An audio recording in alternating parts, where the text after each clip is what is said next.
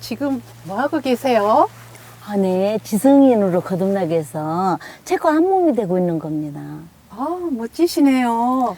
책 속에 길이 있다고 그러잖아요. 그러게요. 그런데 책도 좋지만 동구에서는 길이에도 길이 있어요. 아, 그래요? 네. 동구 인문산책길에서 바로 인문인 지성인의 길을 찾을 수 있답니다. 아, 그렇군요. 네. 그래서 우리 함께 그러면은 인문산책길을 한번 따라가 볼까요? 그럴까요? 그럼 좋죠. 네.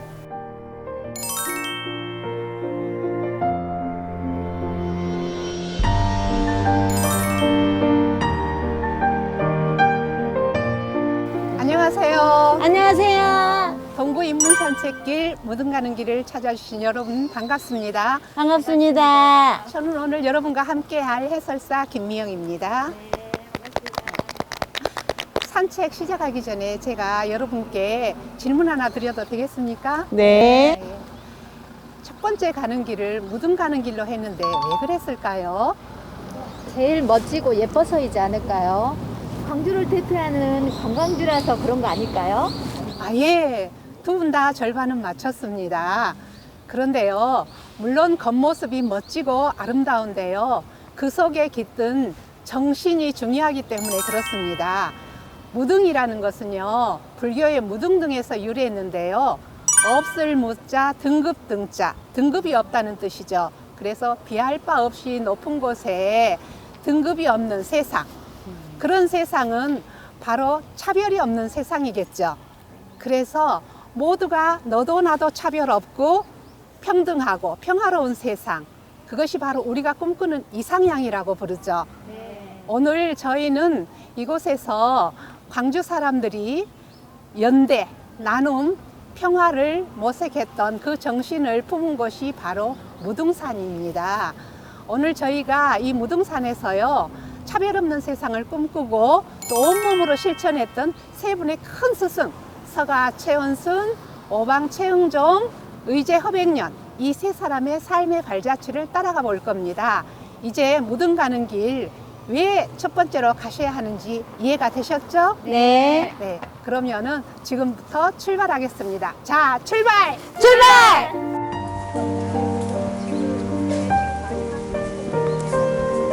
네, 여러분들은 마지막 단풍을 볼 수 있어서 참 행운인 것 같습니다.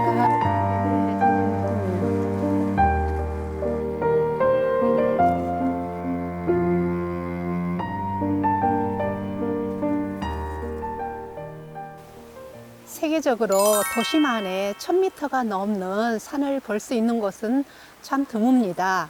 그래서 무등산은 국가적으로도 보물을 품고 있는 곳이에요. 그래서 정상 가까이 주상전리대인 입석대 서석대는 2005년에 천연기념물로 지정이 되어 있습니다.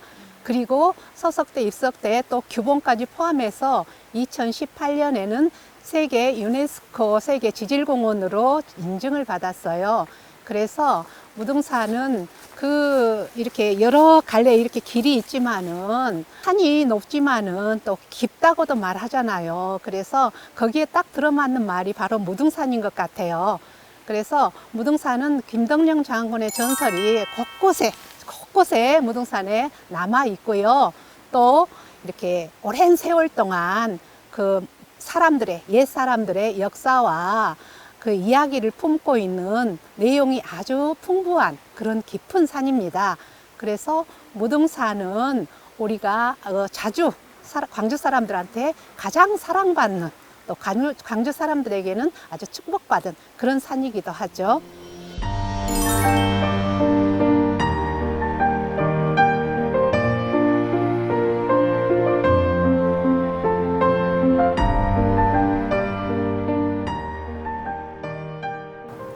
저희가 무등 가는 길을 돌아봤잖아요. 근데 무등 가는 길에 웬 아파트촌이지? 의심하는 분위기가 역력합니다. 이곳이 왜 중요한 곳인지 궁금하시죠? 네. 바로 이곳은 우리나라에서 가장 존경받는 어른이신 백범 김구 선생님이 흔적이 남아있는 곳이기 때문에 그렇습니다.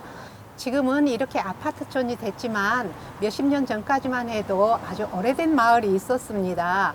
광복 후에 전제민들이 어갈 데 없어서 하천변에서 살고 있을 때 백범 김구 선생께서 희사금을 모두 내놓았는데 그것을 종잣돈 삼아서 광주 유지들이 힘을 모아서 100여 가구를 만드셨거든요.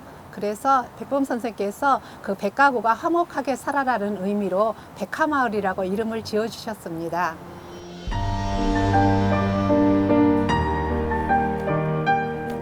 백범 선생님, 안녕하세요.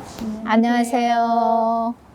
사실 이곳에 사람들이 백범 기념관이 왜 있어 하고 의아해하는 사람들이 많습니다. 그렇지만은 이 백범 선생과 백화마을 주민들과의 그 아름다운 인연을 이야기를 해주면은 아, 있어야 할 곳에 백범 기념관이 들어섰구나 하고 고개를 끄덕끄덕 하시게 됩니다. 백범 선생님의 소원과 바람이 오늘날에도 우리에게 울림을 주고 있죠. 백범 선생님의 소원이 문화강국이었는데 요즘 세계적으로 인기 있는 BTS나 오징어 게임 같은 K컬처를 보신다면 참 좋아하셨겠다라는 생각이 듭니다. 광주가 문화 중심 도시 A양 아닌가요? 맞아요. 김구 선생님이 이곳에 마을을 선택하는 것은 아주 탁월했던 것 같습니다. 전제민들을 그 따뜻한 눈길로 바라봤던 백범 선생님의 그 아름다운 인연을 우리가 되짚어 볼 수 있는 장소이기 때문에 이곳이 아주 중요한 의미를 지닌 것 같습니다.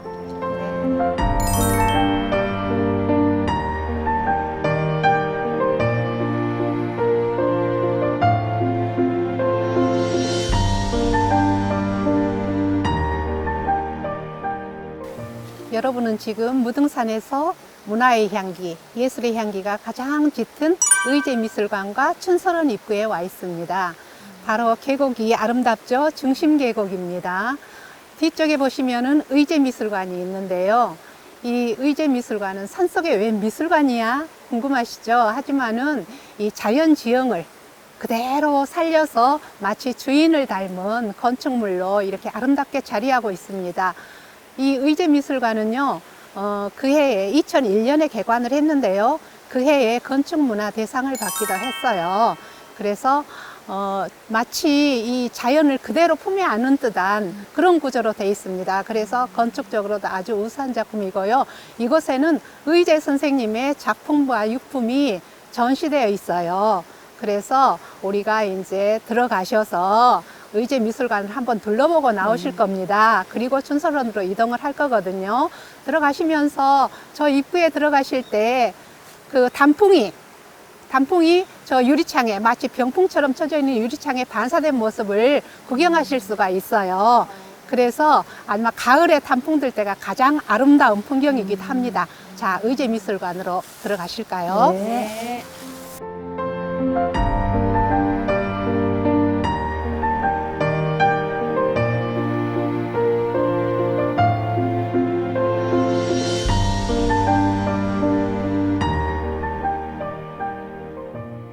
의제 선생님은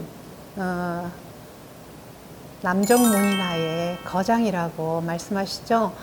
원래 고향은 진도 출신이십니다. 그래서 소치 허련의 방선으로 어려서부터 미산 허영과 무정 정만조에게서 그림과 시문, 한학을 배웠습니다. 의제가 마지막에 그 남정문인화의 거장으로 그렇게 추앙받을 수 있었던 것도 어려서부터 시서화가 받쳐줬기 때문에 그 3절이 다 갖춰져 있기 때문에 대가로 성장할 수 있었거든요. 그래서 의제 선생님은 평소에도 제자들한테 인격을 먼저 갖추고 합격을 갖추라고 격을 굉장히 중요시 하셨어요. 그래서 농업학교 학생들에게도 인격이 먼저 형성을 해야 다음에 나가서 지도자로서 위치가 발돋움할 수 있는 그런다고 이야기를 하셨고, 그림에서도 마찬가지. 먼저 인격이 닦아진 다음에 그 다음에 그림에도 격이 있어야 된다. 그래서 격을 굉장히 중시하셨던 분이세요. 그때 이제 또 함께 했던 것이 차거든요. 그래서 춘설차, 삼해다원을 직접 읽어서 그 이름을 춘설차라고 했고, 당호도 그 이름을 따서 춘설헌이라고 붙였어요. 근데 지금 여기 보시면은 지금 의제 선생님의 이렇게 유품이 전시돼 있잖아요. 3층에 가시면 또 의재 선생님의 작품이 전시되어 있거든요. 거기는 조금 조명이 어두워서 아마 이따가 우리가 한번 쑥 둘러보는 것으로 그렇게 하시고요. 의재 선생님은 그림에 있어서도 항상 차를 먼저 한 잔 깊숙이 들어 마신 다음에 심호흡하고 붓을 들으셨다고 그래요. 그래서 먼저 정말 그 내 자신이 수양이 된 상태에서 그림을 그려야만이 그냥 그 정말 손끝으로 기술에서 나오는 그림이 아니고 정말 그 마음 속에서 깊은 그 실력이 형성된 다음에 나오는 그림을 그릴 수 있었다고 그랬거든요. 그래서 제자들한테도 항상 강조하셨던 말씀이 전통에 먼저 충실해라.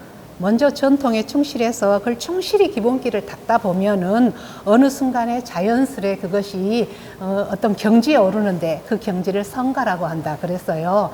그 다음에 자기가 어떤 사물을 이제 자기 나름대로 재창조해서 그대로 그냥 그 따르는 것이 아니라 자기 나름대로의 세계를 펼치라고 하셨거든요.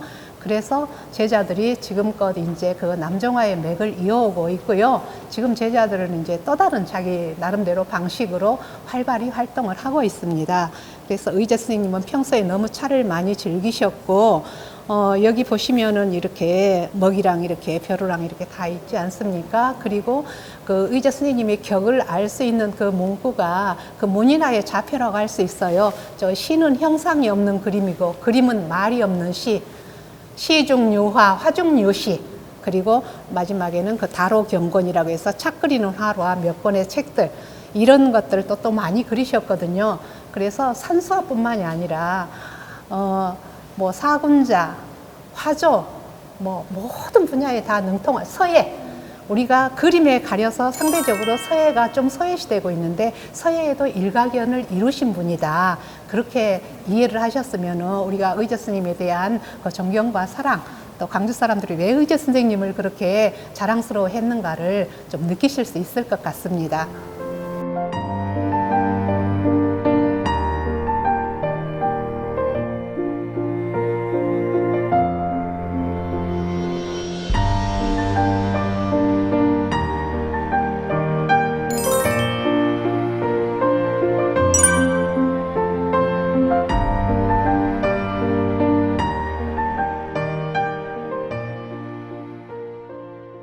이곳 춘서로는요, 의재 선생님이 해방 이후 1946년부터 타계하실 때까지 머무르시던 거처예요. 근데 여기서는 국내의 유명 인사들뿐만 아니고 해외에서까지 유명 인사들이 의재의 인품에 반해서 의재를 찾아온 손님들로 항상 여기는 그 당대 최고의 지식인, 예술인, 차인, 종교인들이 모였던 곳이거든요.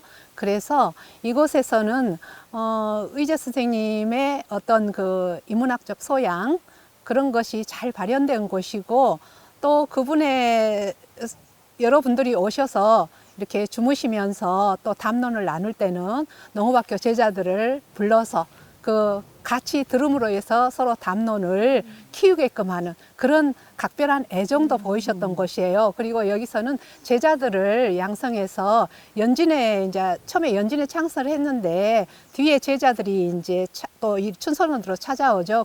그래서 제2의 이제 연진회가 여기서 형성이 됩니다. 그래서 제자들은 이제 여기 와서 하루 종일 그림을 그리고 또 의재 스님도 가르침대로 그렇게 또 생활을 하셨고, 그 이제 유명한 그 여기가 그러니까 남종 문인화의 어떤 산실이라고 보시면 돼요.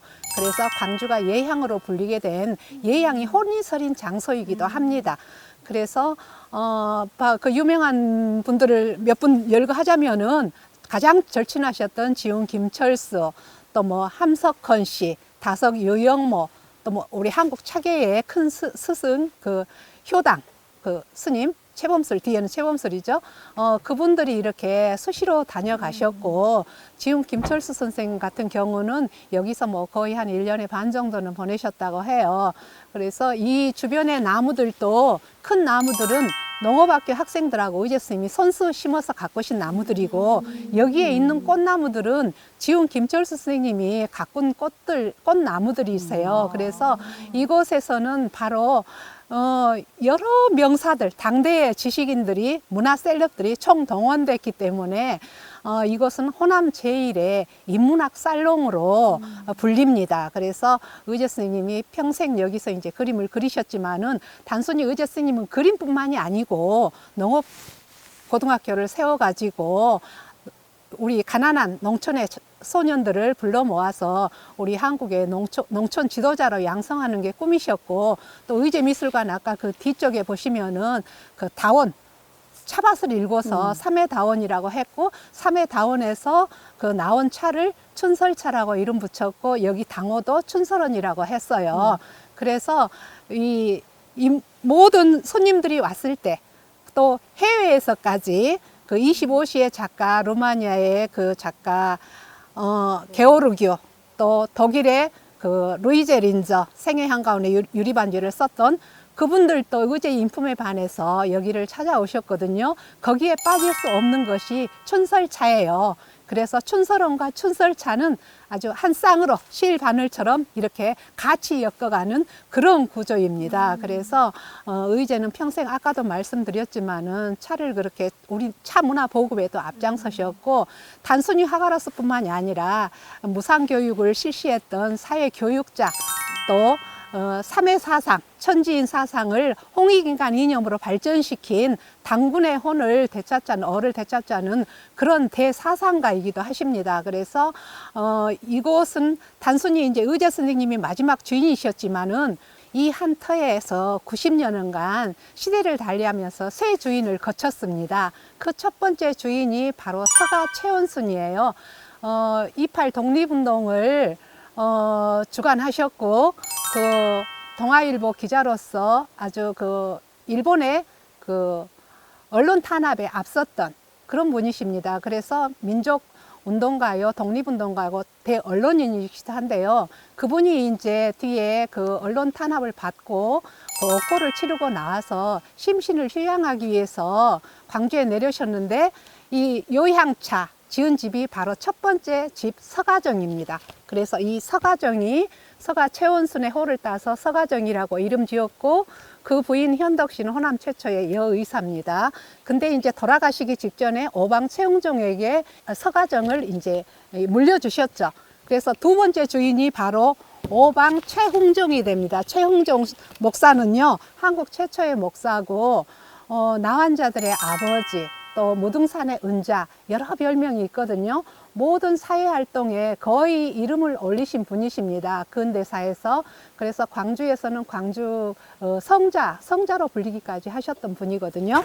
근데 이제 이 오방정의 이 현판은 의제 허백년이 썼어요. 매화 그림 그리고 오방정이라고 썼고, 그래서 벌써 이제 서가, 오방, 의제가 세 사람이 함께 엮이는 거죠. 따로 또 같이 이렇게 함께 활동을 하셨습니다. 그래서 처음 이 춘설원의 모습과는 사뭇 다릅니다. 처음 서가정의 모습입니다.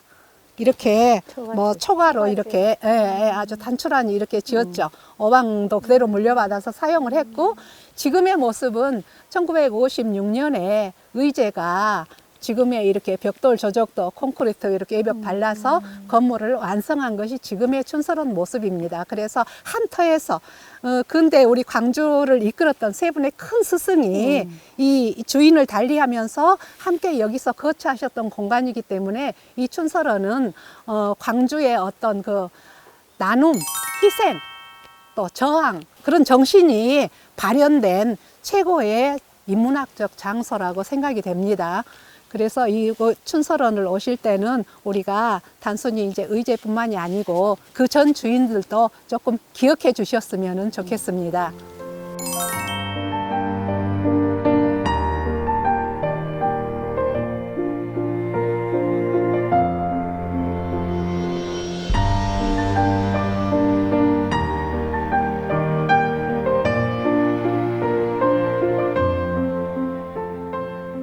어때요? 의제미술관과 춘설원 들러보니까 무등산이 좀 달라 보이시나요? 네. 네, 바로 무등산이 광주의 근현대 핫플레이스였어요. 여러분, 제가 여기서 잠깐 돌발 퀴즈를 내겠습니다. 네. 자, 제가 노래를 부를 텐데요. 우리 집 강아지는 복슬 강아지 학교 갔다 돌아오면 멍멍멍 쫄랑쫄랑 따라가며 멍멍멍. 제가 이 노래를 부른 것은요, 이곳에 문화유산을 품은 장소가 있어서예요. 과연 그곳이 어디일까요? 정답! 네, 토끼등. 왜 그럴까요? 토끼등 지명이 동물이잖아요. 네. 우리 집 강아지도 동물 노래라서 네. 연관이 있지 않을까요? 네, 그럴듯하네요. 그런데 땡입니다. 이 노래를 작사한 분이 광주 근대의 최초의 시인인 김태호가 작사한 노래예요. 그런데 이 김태호라는 분은요, 전국 최초로 소년운동을 일으켰고요. 아주 소년운동사에서 핵심적인 인물입니다. 그런데 이 중심사에서 바로 전남 소년연맹을 결성하기 위해서 일본 경찰이 허가를 불허하니까 비밀 해압을 가졌어요. 근데 그 비밀 해압을 갔던 중에 일본 경찰이 그 정보를 알고 전원 중심사를 포위해서 다 40여 명 전원을 구속시켰거든요. 그래서 김태호도 구속돼서 옥고를 치르고 나왔습니다. 근데 중심사는요, 그때 1920년대만 해도 아주 그 가난한 절에 불과했어요. 그렇지만은 마음만은 넉넉해서 모든 사람들 정파를 초월해서 이렇게 절 문을 열어놨습니다. 그래서 이곳에서는 절임에도 불구하고 사찰인데도 기독교 광주 청년회가 일주일 동안 강습회를 열어서 청년 문제를 고민했고 기독교 성경을 읽으면서 연구를 했던 곳이기도 하고요. 또 중심사는 우리 조선 불교를 지키기 위해서 임재정 운동 본부가 바로 들어섰던 곳이기도 합니다. 그래서 민중들과 함께한 중심사는 바로 우리 그 시대의 아픈 또 일본에 저항하는 그런 세력들을 모두 다 품은 바로 차별 없는 세상, 모든 것을 다 품은 그런 절이었습니다.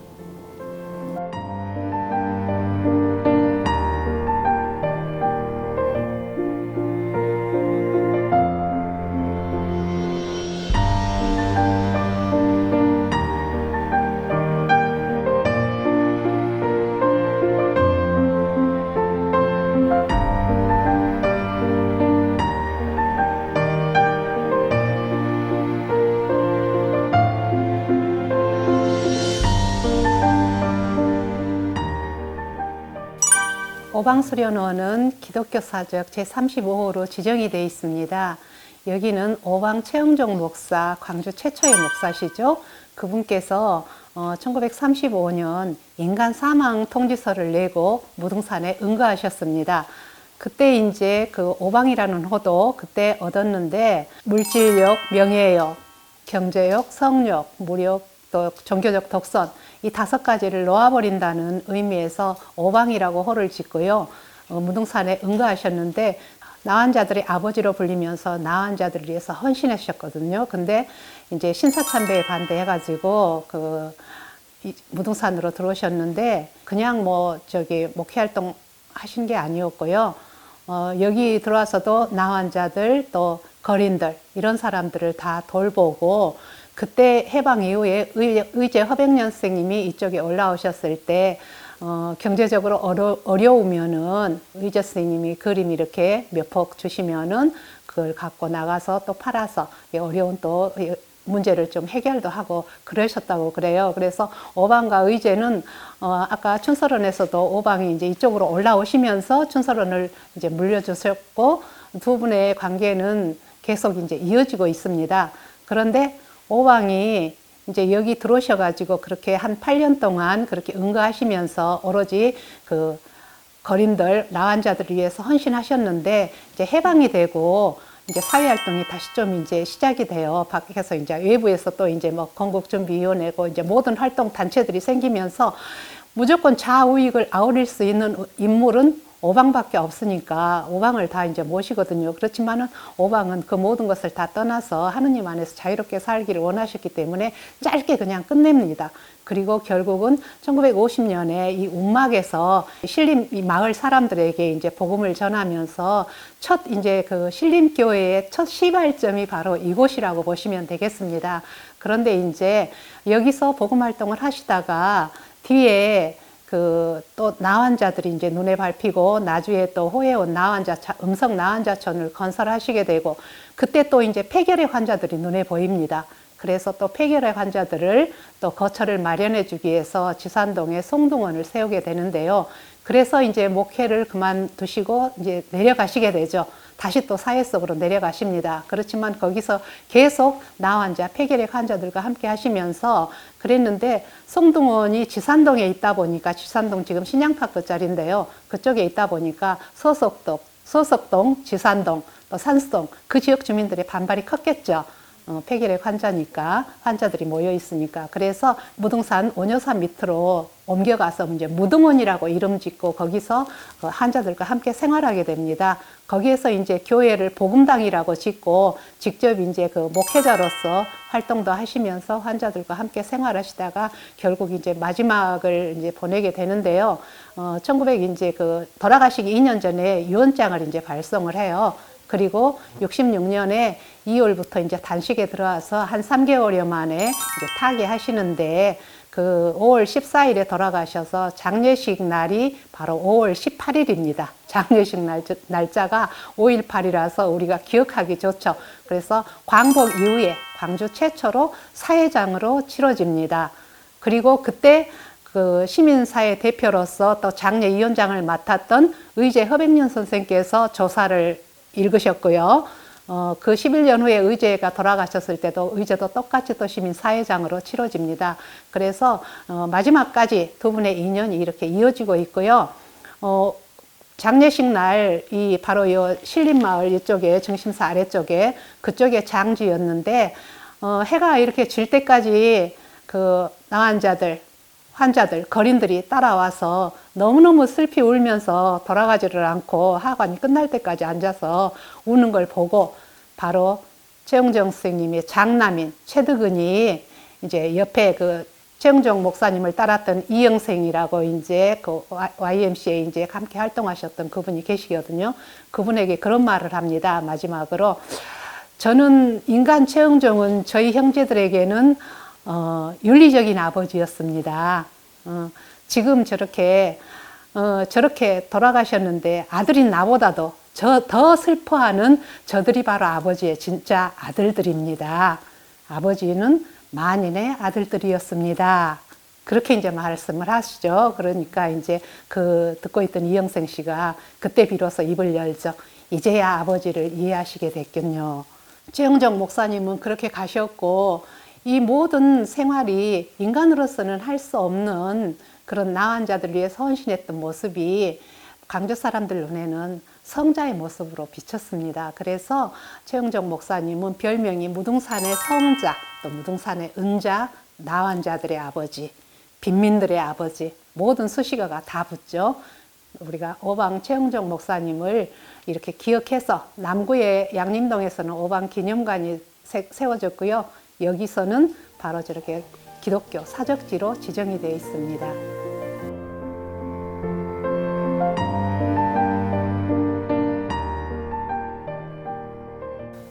오늘 무등산 맑은 공기 마시면서 고운 단풍도 보셨는데요. 무등 가는 길 오늘 함께 걸어보니 어떠셨나요? 책을 한 10권쯤은 읽은 듯한 기분이 들어요. 그냥 힐링이나 하러 왔는데 이 아름다운 무등 가는 길에서 20세기 초 광주의 성각자 분들을 만나게 되니 가슴이 뜨거워지는 것 같아요. 머리를 비우고 마음을 채우는 아주 즐거운 산책길이었답니다. 모두 마음 산책길 하셨다니 여러분 모두 칭찬해 드리고 싶어요. 다음 두 번째 인문 산책길도 함께 하실 거죠? 네. 네, 그러면은 우리 다음 두 번째 출발지로 한번 출발해 볼까요? 다 같이 점프!